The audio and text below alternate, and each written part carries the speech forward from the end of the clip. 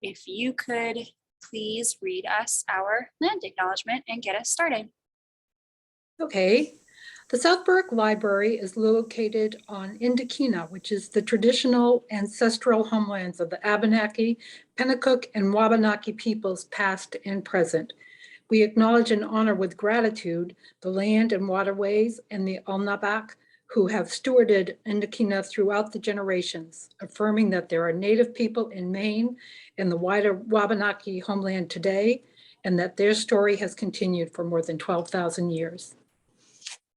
Thank you. Thank you. All right, and Pat, you wanted to introduce Greg? Sure. I'm Pat. I'm chair of the Conservation Commission, and I just want to say thank you for Greg to start. And on behalf of Great Works Regional Land Trust, the Conservation Commission, and the library, we are pleased to have Greg LeClair. He is a Maine wildlife biologist and researcher at the University of Maine, correct, Greg? And he will be providing a fun and informative introduction to the magical and miraculous spring migration of the frogs and salamanders that do this every April in all the wetlands around us. And there'll be a lot of talk about vernal pools in this conversation. Thank you very much, Greg. Go for it. All right, well, thank you. Especially thank you, Deb, for initially latching me into this, and Pat and the folks at the South Berwick Library. Thank you for the land acknowledgement, Karen. That was great. So I'll go ahead and share my screen here and we can get started. Okay, so welcome everybody to my talk today. This is my favorite talk to give because this is just my favorite thing to talk about. So let's talk about amphibians, migrations, vernal pools, and big nights. And I want to start you all off where I started off when I was just a kid. So we're going to zoom back to 2002 to when my first big night experience occurred. So hopefully you'll hear some sound coming through your speakers here in just a second.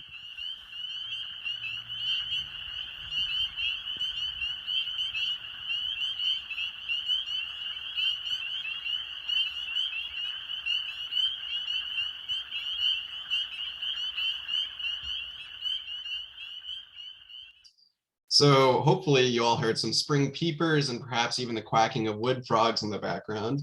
And that was the sound that formed the backdrop for this first experience of mine, which was when I had come home from a family outing and stumbled upon my first spotted salamander, just like this gal here. So the one I saw was a big old female making her way across my family's driveway to where she was going to breed.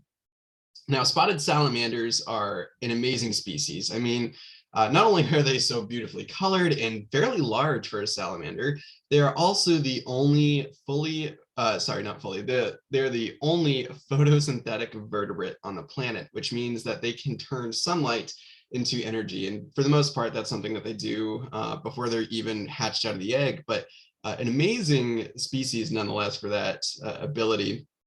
And not to mention just cute, right? I mean, check out that face.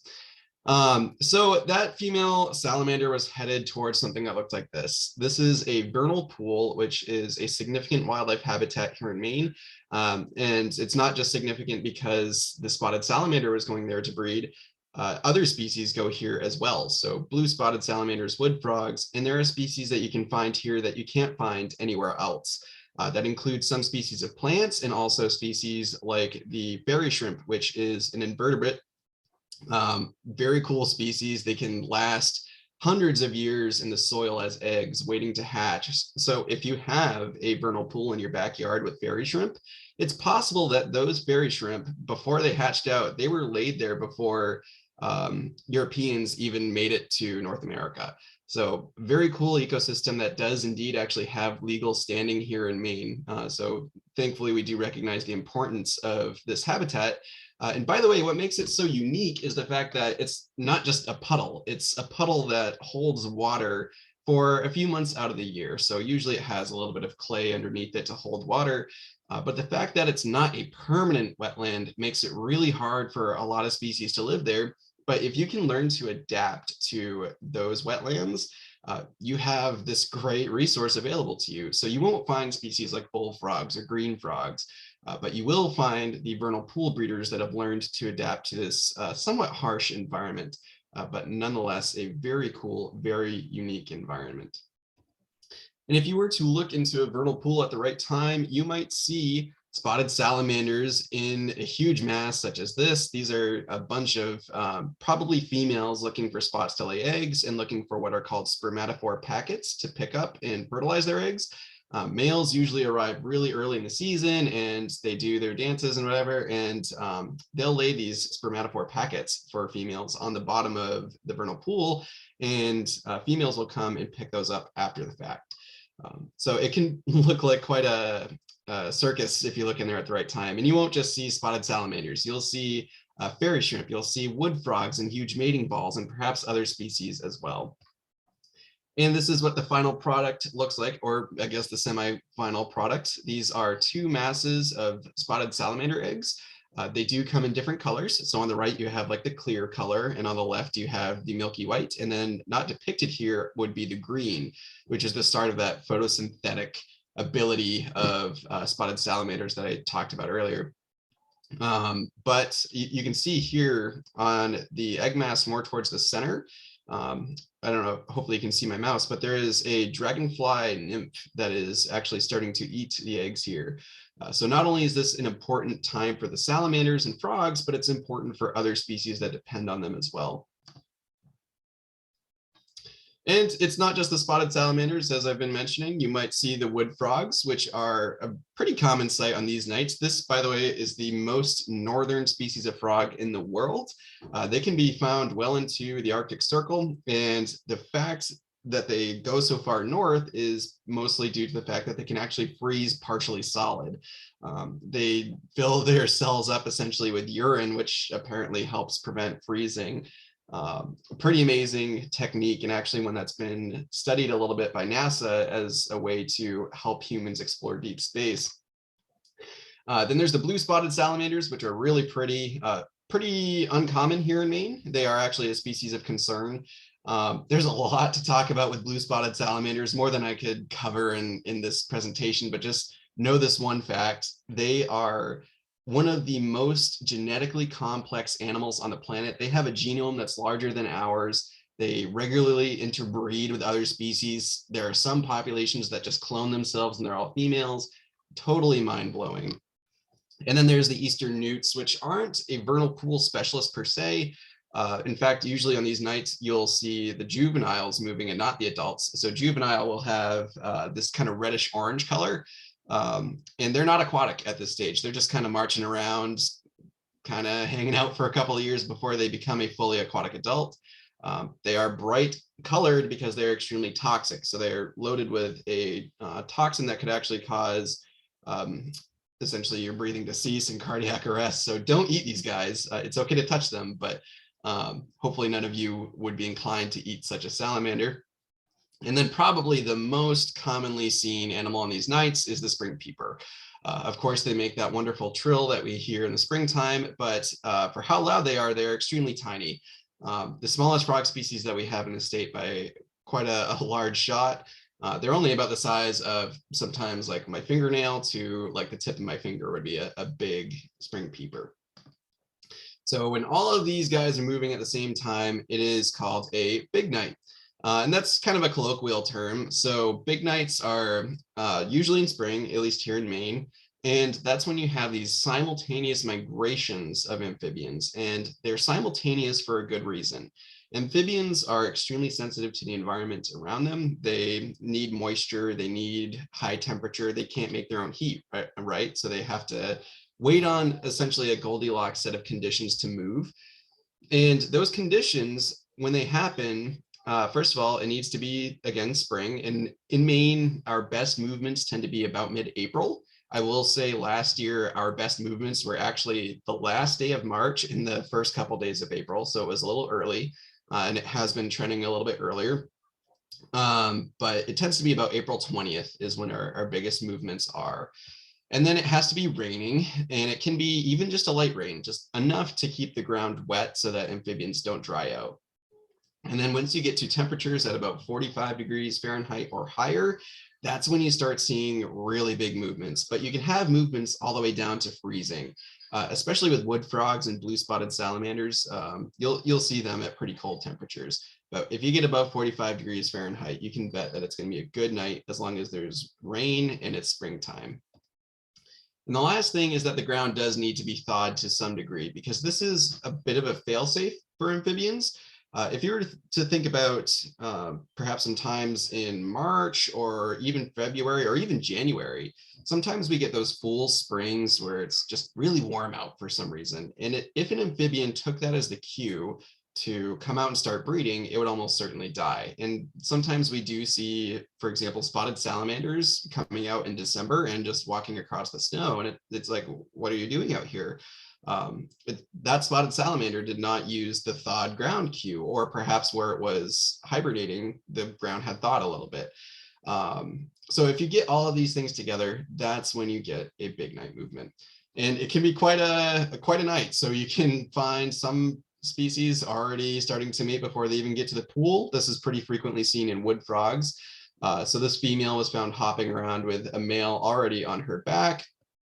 And then you can see a variety of other species too, not just the vernal pool specialists. So you can find the species of concern here on the left. This is the northern leopard frog. Looks very similar to our pickerel frog as well. So if you want to differentiate the two, definitely do some research about which one's which, but the leopard frogs tend to be like a lime green color with circular spots. That's the go-to identification. Then four-toed salamanders, another really cool habitat specialist. And as the name suggests, they only have 4 toes on the rear foot. All other salamanders have 5.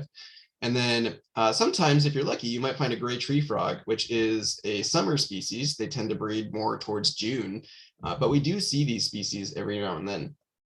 But typically, again, it's the vernal pool breeders, and they are in large amounts. So this is a volunteer who submitted a photo of a bucket that she was using to move some of these creatures. And you can see that there is a lot going on in this bucket, a lot of wood frogs, a couple blue spotted salamanders kind of hidden in there. There's at least 1, 2, maybe 3 up in this corner.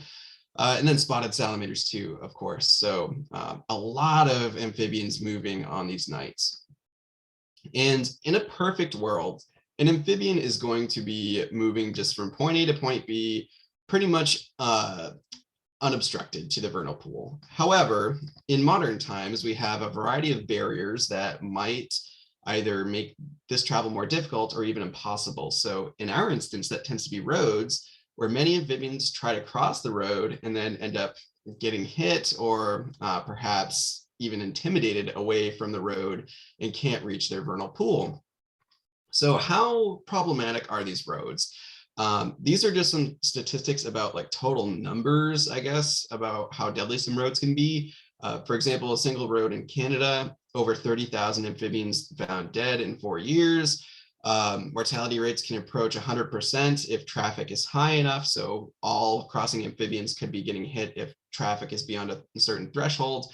And some have even noticed a potential decline in some species, mostly in localized areas. So if we were to think about Portland, for example, they likely haven't had a spotted salamander in downtown Portland for quite some time, at least I would say around 80 to 100 years, at least once motorized vehicles came into play. But by then, a lot of development had already occurred, so maybe it could be even longer. But for those of you who are fans of genetics, there's even evidence out there that some roads are so difficult to cross that a salamander on one side of the road is genetically distinct from a salamander on the other side, which means that they just are unable to cross and breed with each other, to the point that they're almost becoming different species. So it takes a lot longer than that to create a species, but we have that effect here in Maine, where I-95 is actually a barrier for spotted salamanders and I believe wood frogs. I can't remember for sure on the wood frogs, but I know spotted salamanders for sure. And it doesn't need to be a highway either. It could be a country road where cars just come through at the wrong time and cause some trouble. So not all amphibians are affected by this equally. So if we were to compare a green frog, for example, this is what this guy is here. This is a species that breeds and lives in permanent bodies of water.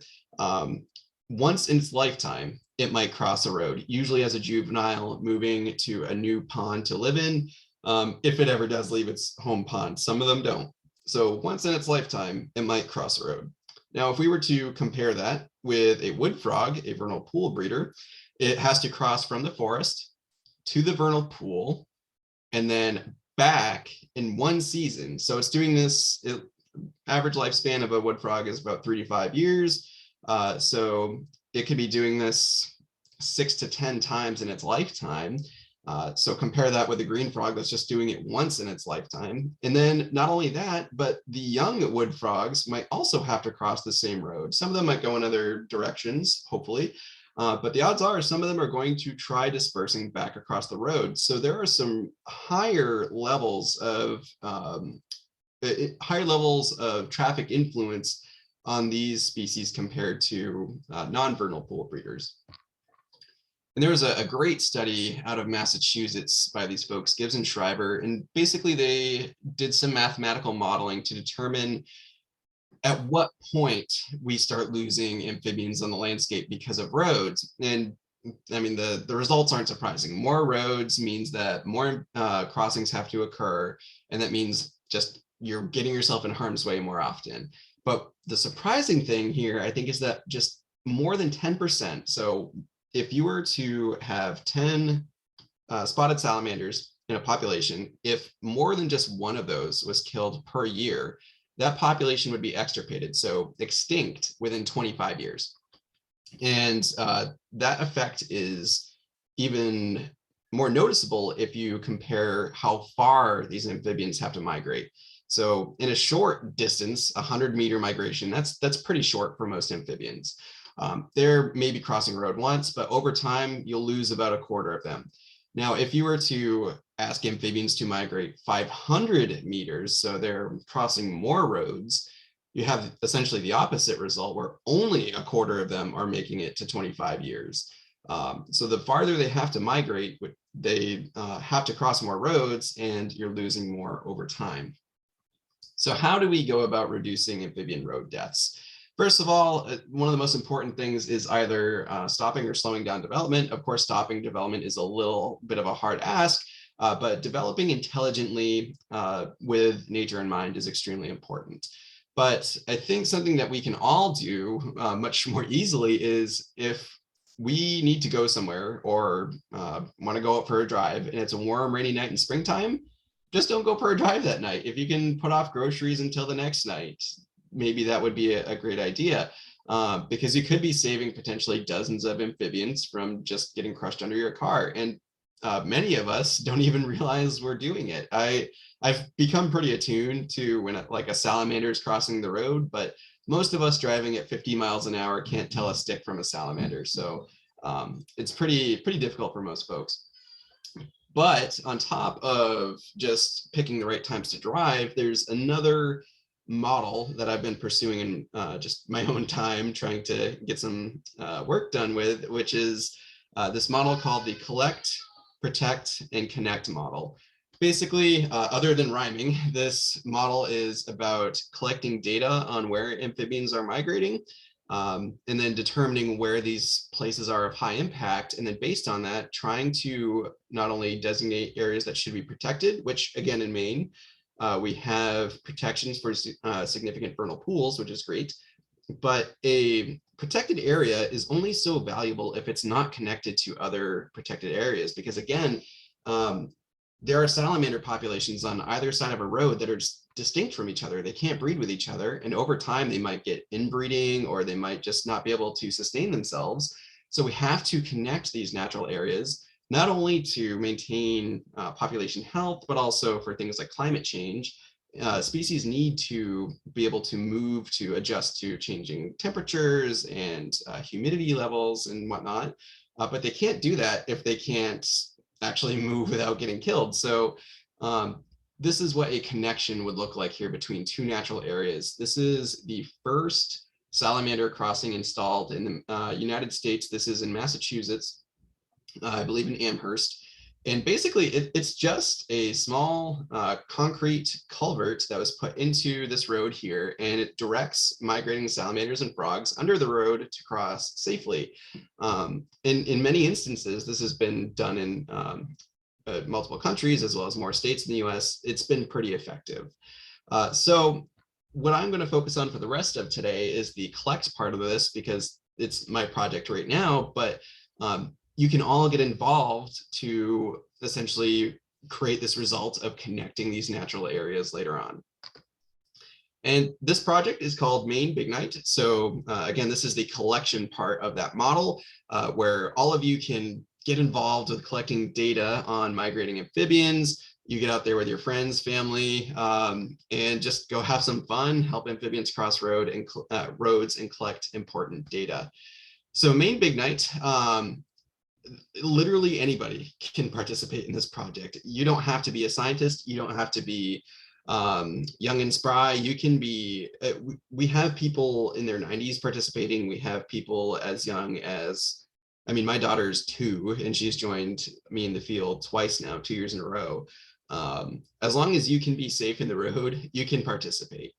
This is a project for everybody.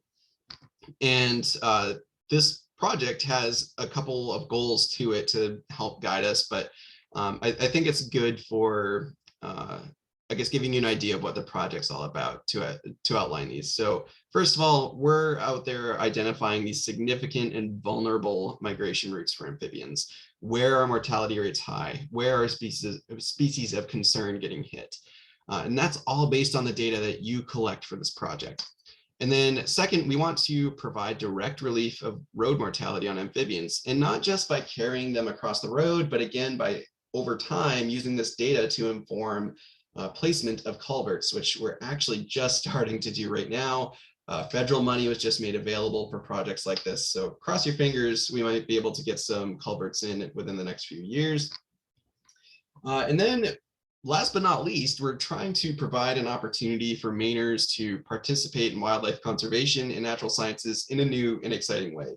So for those that don't like hunting or fishing, or might not be a fan of hiking, or maybe aren't interested in birding, this is a new way for you to connect with nature while also contributing directly to the management of these species. So how does this project work? First of all, we detect sites where we want to put volunteers. That's stuff that happens on my end, the administrative end. And then we try to recruit volunteers. You become trained and certified through our project. So when you're certified, we'll talk about what that means in a second. And then once you're certified, you will adopt sites. You can adopt 1 site, you can adopt 5. It's all up to how many you think you can survey.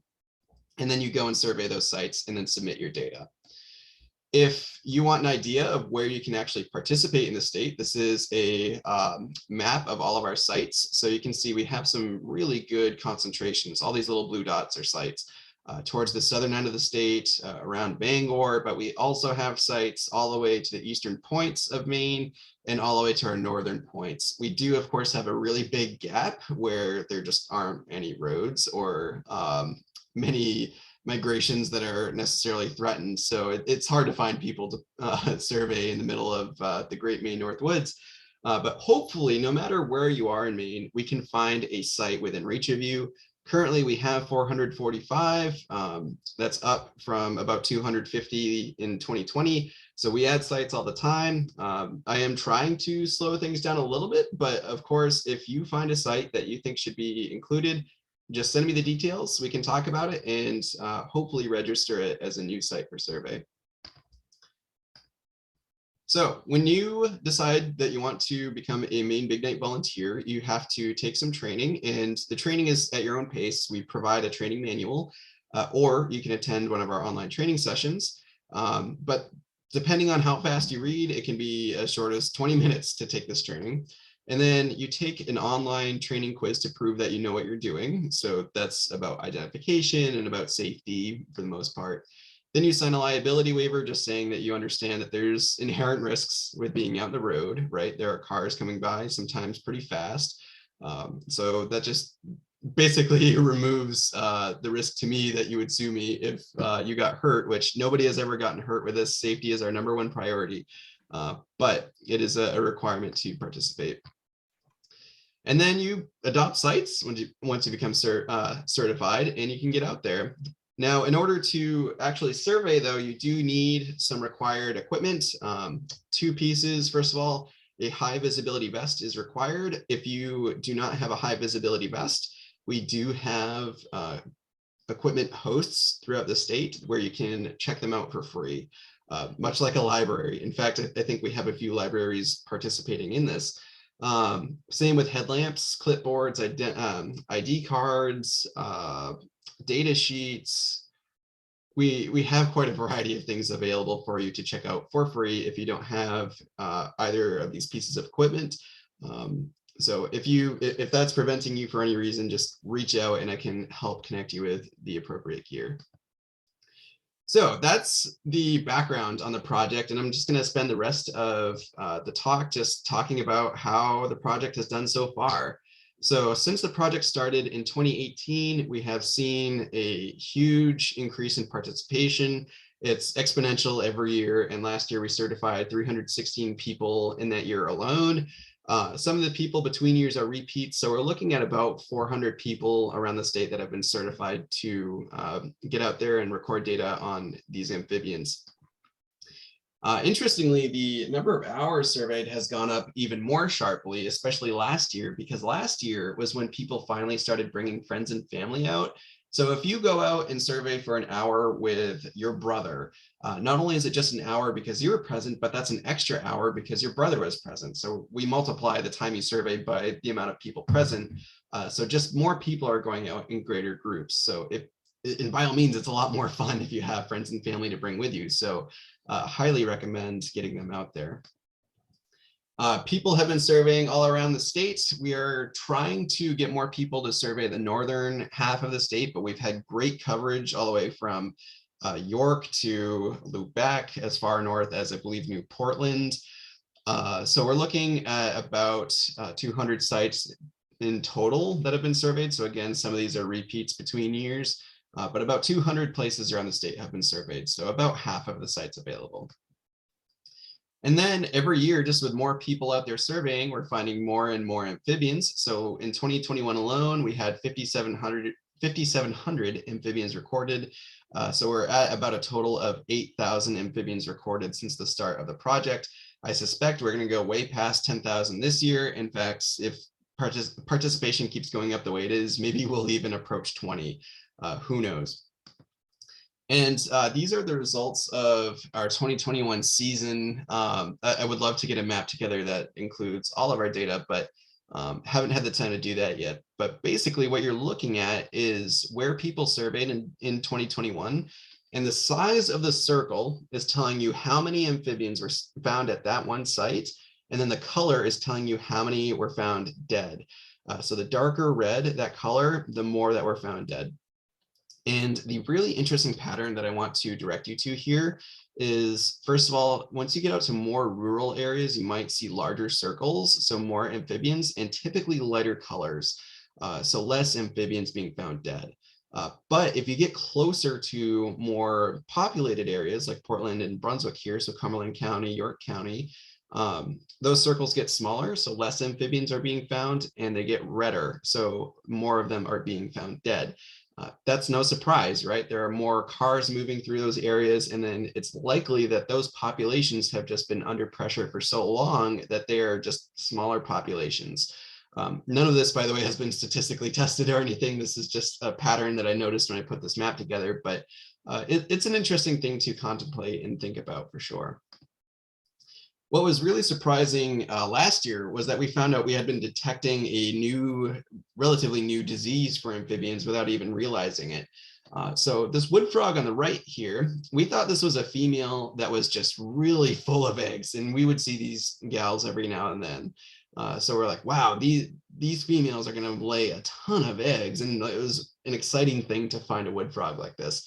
But as it turns out, these frogs are diseased with edema. They have essentially trouble regulating the fluid within their body because of road salt. So road salt has been leaking into the vernal pools. And when a wood frog is sitting in there, so frogs drink by just sitting in a puddle of water. They don't need to like gulp it like humans do. Amphibians have such a thin skin, they just sit in water and that's how they get what they need to drink. But if they're sitting in water that's a little too salty, their kidneys will have trouble regulating that and essentially just end up ballooning themselves. And I'm sure it's probably painful, but the bigger issue that we can at least recognize is that it makes it very difficult for these animals to move properly. So not only escaping predators, but even if they tried to mate, a male would have a lot of difficulty getting his arms around this female. So there was a paper that came out in 2021 that documented this and described this. So we were very surprised that these are diseased animals. However, as far as we know, it has not been described in spring peepers yet, but we have seen spring peepers such as this one, looking a little bit ballooned. Both of these are actually, the spring peeper was found in Camden, and then this wood frog was found in Gray. And it seems like it's towns like those where we tend to find the most diseased individuals, both in sheer number and just in the severity of disease. So Gray, a couple other southern towns, I believe Wyndham or Sebago had a couple. Camden has had a handful of them. As far as I know, this is not an issue for salamanders, but it has been seen in a good handful of our frogs so far. Now, interestingly, in the COVID pandemic, when it started back in 2020, that timed perfectly with amphibian migrations. Things started shutting down right at the start of April, or even a little bit earlier, I think. And there were so many less people traveling that there was a huge cut in the number of amphibians killed. In fact, it was a 50% decline by just the sheer amount of less vehicle travel. That finding got us into a few big news outlets. So New York Times is probably our biggest one, but this is now a published study. You can find that online if you want. I can send you the citation for it or the link. And if you're scientifically minded and want to read it, go for it. But basically, just there were so many less cars in 2020 that we had a lot more surviving amphibians. How that will translate to the future or even this past year, I'm not entirely sure. Hopefully with more surviving amphibians surviving the crossing, we have more amphibians being born, but traffic levels picked right back up by summertime. So it remains to be seen if there will be any positive effect for these animals. By the way, just I want to give a shout out here since I'm talking to hopefully a lot of you in South Berwick. There are some sites available. So I've highlighted sites here that have been available in the past years. We do have at least one volunteer that covers one or two of these sites on Boyd's Corner, but Thorell Road, and then we're looking at adding sites at Emery's Bridge and Bennett Lot Road. In fact, I think Bennett is where I'm planning on putting a good handful of sites. So if you're in the South Berwick area and would like to participate, you do have sites, and there will be more added. This is just great habitat. By the way, not just great habitat for amphibians, but I happen to actually be a turtle expert before an amphibian expert. So if you're unaware, South Berwick is a great place for two of Maine's most endangered turtles, the spotted turtle and the Blanding's turtle. So keep your eyes out in these areas here for those turtles crossing roads this June. They do need your help scooting across the road sometimes, so just look out for those little guys as well. Okay, that's all the information I have to spit at all of you. I hope that wasn't overwhelming, but hopefully that left some time for questions. But thank you all for having me. I had fun talking about this, and I'm excited to see you out there, hopefully. Thank you, Greg. So we did get a couple questions in the chat. If you want to start with those, maybe. Sure. All right. So Lee asked if you prefer people to establish new sites or to help contribute new data at existing sites. I think It really depends. So I've spent a lot of time trying to find all of the sites that could possibly exist in Maine. So I guess if someone's aware of a site where a major migration is occurring, I would love to know about that. I think regardless, just let me know where amphibians are crossing. But it's great to have people surveying sites like the same site year after year. So if there's a site that's going to go unoccupied for a season, I would love to have somebody there rather than surveying a new site. That's mostly for scientific purposes. It's better to have like 5 years of data in a row at one site rather than like 1 year here and like 1 year there. So great question. Right. And Karen asked, are all the identified sites, are they all places with road obstacles? Not necessarily. In fact, most of them don't have like an obstacle per se. So it is a road. It is always a road.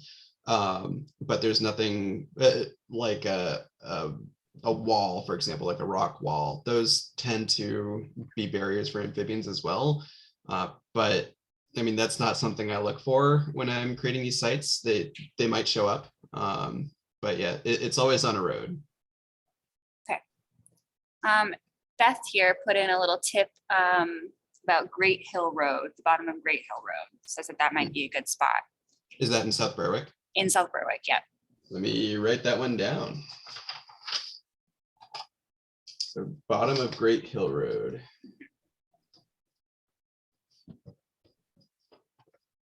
Great. Cool. And then we have a couple more and they're still coming in, it looks like. So Deb asked if you do radio transmitter tracking. I don't personally, but a few of my colleagues do. And that is some of the coolest research with these amphibians. They tie little backpacks onto the wood frogs. I haven't seen it as much for the salamanders, but wood frogs can move so far for these migrations, like not only just like between neighborhoods, but like between like valleys, like they can go like up and over a mountain to get to where they want to go. By the way, that reminds me, I meant to talk a little bit about what you can do for your backyard to make these migrations a little bit easier for these amphibians. Certainly, and I'm sure many of you have heard this before, doing what you can to remove as much lawn as possible and replant with either wildflowers or grass, like native grasses, but also having dense shrubs is really important for them because they need a spot that they can hide and hunker down during the day. Their migrations tend to take a few tries to get to where they're going. So it might take 3 or 4 days for them. So if you can plant like a really nice thick shrub, that tends to be like a really good shelter point for these amphibians. Awesome. And then yes, Pat, I will have the contact info posted at the library so that if anyone needs it after tonight, they can grab it here. And then of course we are recording this too. So, and then Joe asked if volunteers need to recertify every year. So this year, I don't think that will be necessary. I've only asked people to recertify if there was a major change in our protocols. So nope, you only need to sign your waiver every year. Okay, awesome. Okay, a couple more site tips if you want those now, or if you want.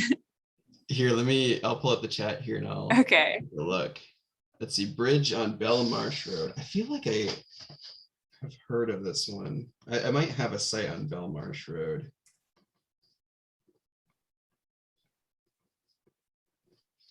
Let's see. Was that the only site? Yeah, that one I guess was the only one, and then just right around the bridge was the clarification, I think, on the earlier, gotcha, the earlier spot.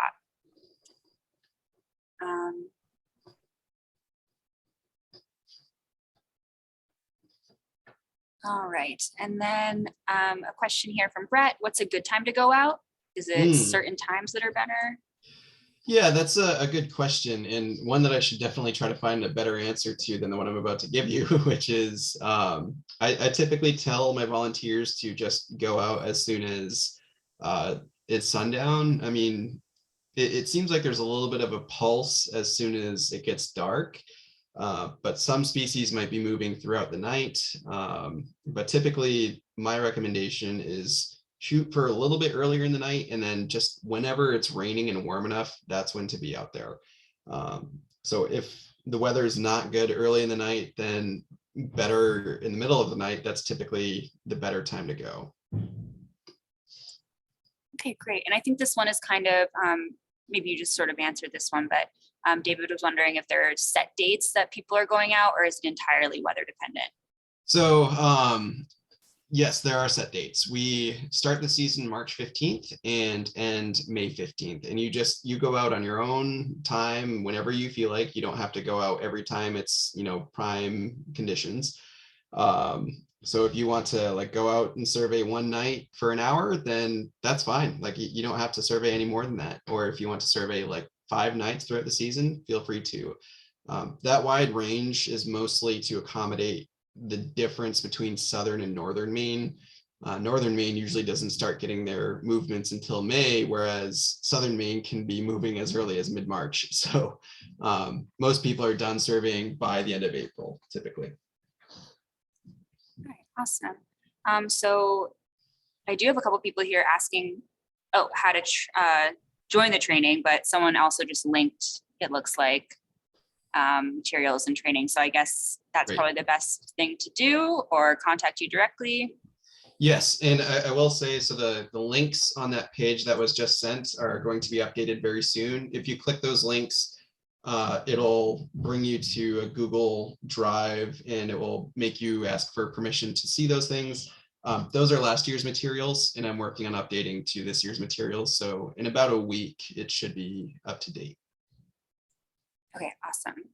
And we can also link that on our website when that is up to date too, if you send it off to us. Great. And then I have another question here, the final one for now, but they do keep kind of popping up. How do they know when the ground is thawed enough? That's a great question. So I'm actually not sure, but I mean, they are hibernating underground. So they do have a feel for temperature down there, perhaps for permafrost as well. So if they're hibernating close enough to the surface, they should at least be able to tell that, like, oh yeah, like the ground's like soft now. But I really don't actually know what the actual cue is for them. It could even be scent for all I know. I mean, a thawed soil probably smells different than a frozen one. So who knows? Maybe the answer is out there. Awesome, thank you. Yeah, it's so fascinating. Mm-hmm. Sure. Does anyone else have any questions you want to put in the chat real quick? Or any last minute, I don't know, any last minute shout outs or things to let us know if we're hoping to volunteer, what to do to prepare, aside from what you've already said? Greg? Oh, sorry, I didn't realize you were asking me.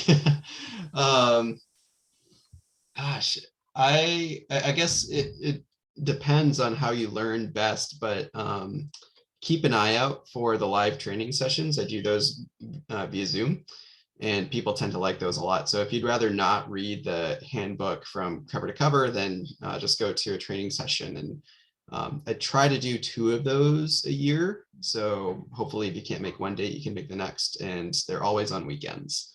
So hopefully you can make them. Excellent, thank you. Yeah. Well, thank you everyone for having me. I am excited to see if any of you get out there. Definitely take pictures. Join us on Facebook, by the way. That's the best place to stay up to date. So you'll see me post there once we get all our new materials online. By the way, if any of you are in Western Maine or like Northwestern Maine, I have a special task for those of you. We're looking for a rare species of salamander that we have yet to record. So we've seen every species in Maine except for this one species. It's called the spring salamander. And we don't know how roads are affecting this species. So if you're in that area, let me know and we'll coordinate on finding you a special site for surveying this species.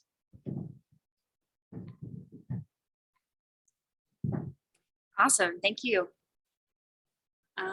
Yeah, and thanks to everyone who put this on. I'm so happy that I got to be here for it. Thank you everyone for having me.